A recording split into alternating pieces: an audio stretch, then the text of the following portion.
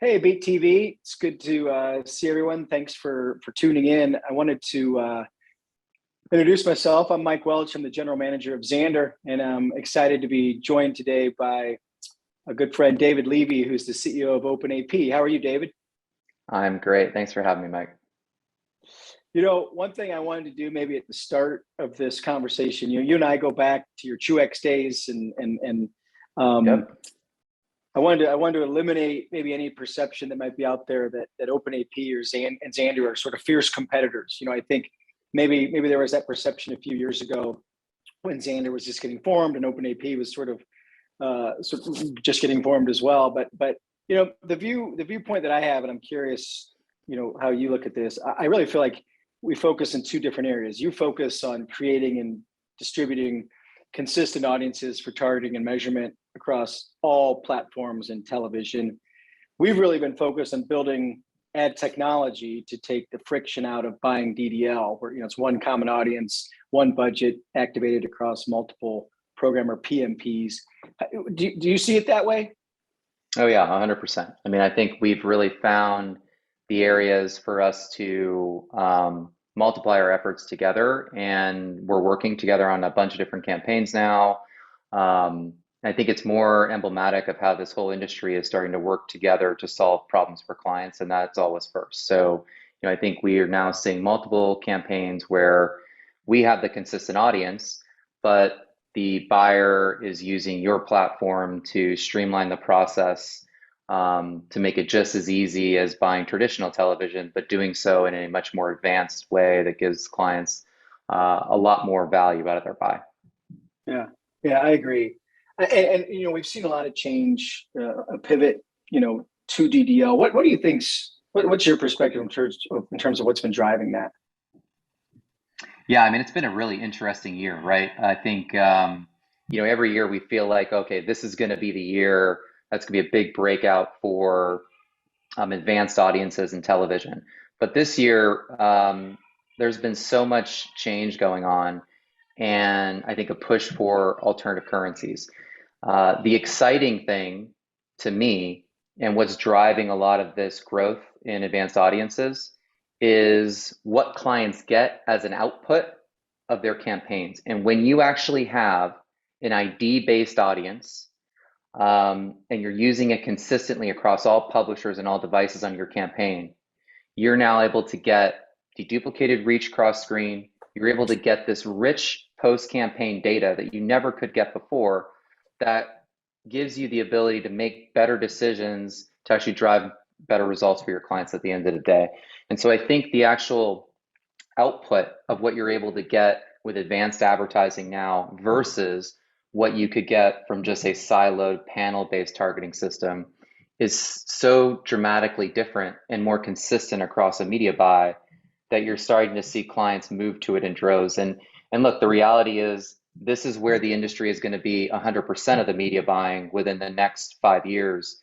And so I think smart clients are really leaning in now and saying, I need to be here this year. I need to start learning how I'm going to best take advantage of these new capabilities in television. Yeah, I think we see it the same way. I mean, what's clear is that TV buying is, at least certainly the audience side of it, is looking a lot more like digital, right? And so, there are sort of aggregated digital players out there. That's sort of what the ad tech community has been, for since its inception. And what I really see, a lot of what's driving this adoption is the ability, to your point, to create that one audience and activate it across all sort of forms of advertising. And we've definitely seen that. And I think data driven linear really plays into that. What kind of benefits, you mentioned sort of the reason that DDL is picking up. What do you see as the benefits that buyers have been reaping? Of course, they're not going to do it unless there's something in it for them. How do you characterize that? Well, I think it's always an interesting conversation. And going back to my Fox days, and when we're having like upfront top to top conversations, and we just listen to the clients, and they articulate a very simple problem. And this problem exists when you buy in a traditional format. I buy this big bucket of linear advertising. I buy this big bucket of digital advertising. I buy this big bucket of addressable advertising. And as a marketer, I have no way of knowing how those buckets actually interact with each other.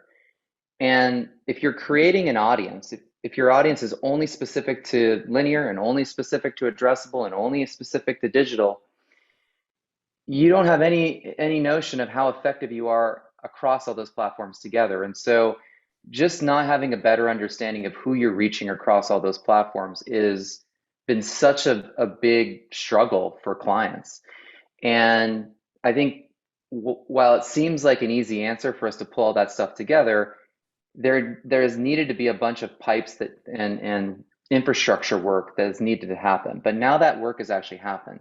And so what clients are able to get out of this is by defining one consistent audience that they can use across all their different platforms. Now they're able to actually see deduplicated reach and frequency across all publishers and across all screens.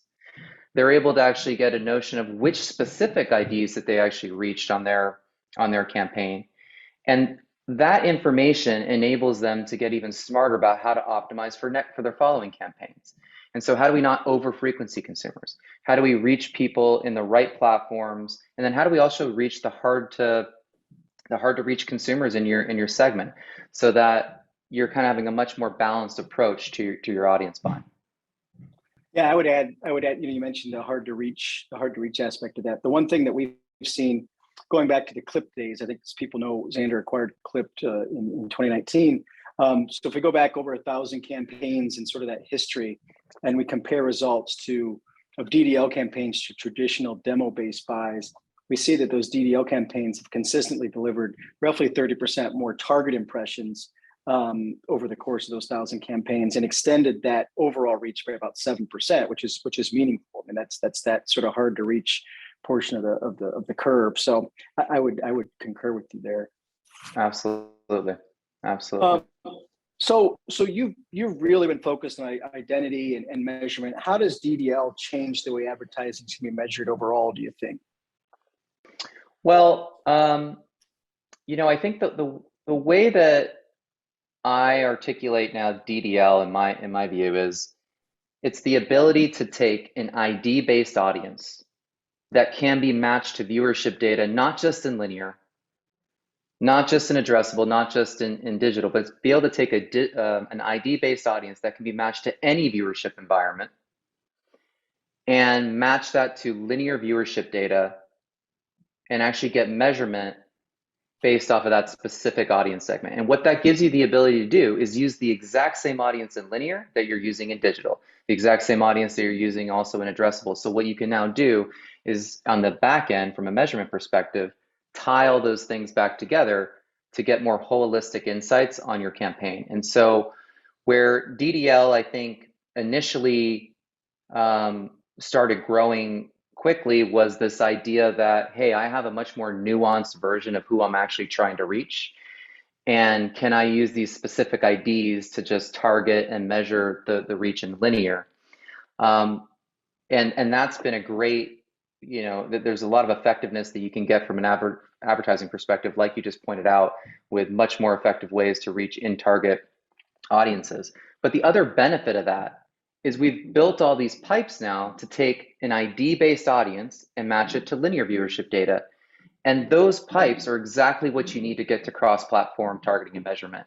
And that's where clients are now looking at, whether it's a demo audience, whether it's an advanced audience, as long as you start with a list of IDs that you can then match to any viewership environment, that's how you really need to be buying and planning television. And so that's what we're so excited about, is really that shift away from this siloed based approach where you're only creating audiences specific by device.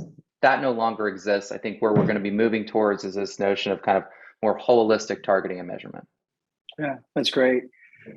We're about 45 days away from the upfronts, and that's always tends to be sort of the bellwether for how business is going to be for the upcoming year. We saw DDL on our TV platform grow. What do you see? How optimistic are you going into this year's upfront, and what that means for DDL and maybe your broader OpenID initiative in general?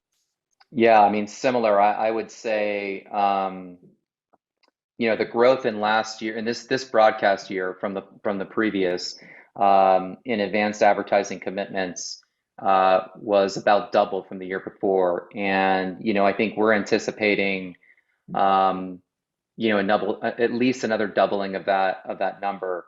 And so what I think we're starting to see is around 15% of budgets being committed to a omni-platform, omni-channel targeting approach. And that really means starting with an advanced audience and being able to match that to viewership data across your entire buy. So I think what we're starting to see across most of our partners and clients is conversations with marketers around allocating a minimum of 15% of their budget towards advanced audiences. And I think that is going to be likely what you see most clients kind of landing at for this year's upfront.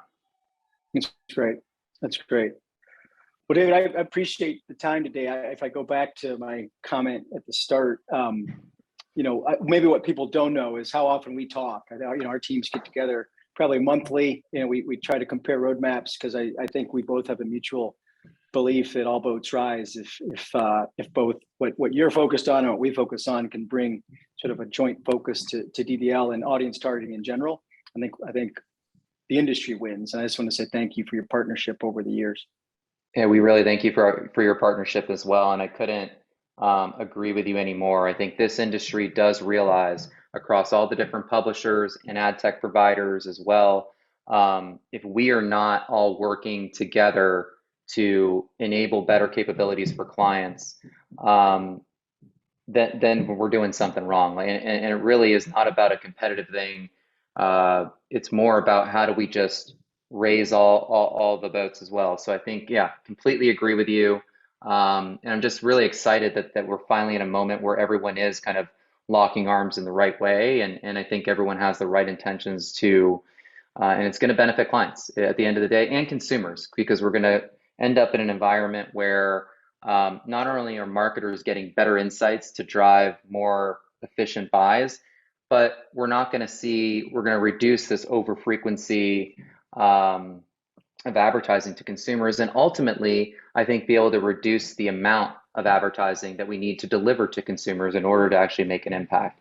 And that ultimately is what's going to save the kind of ad-supported television ecosystem. So I'm excited for what's to come and for continued partnership with Xandr. So appreciate your partnership as well.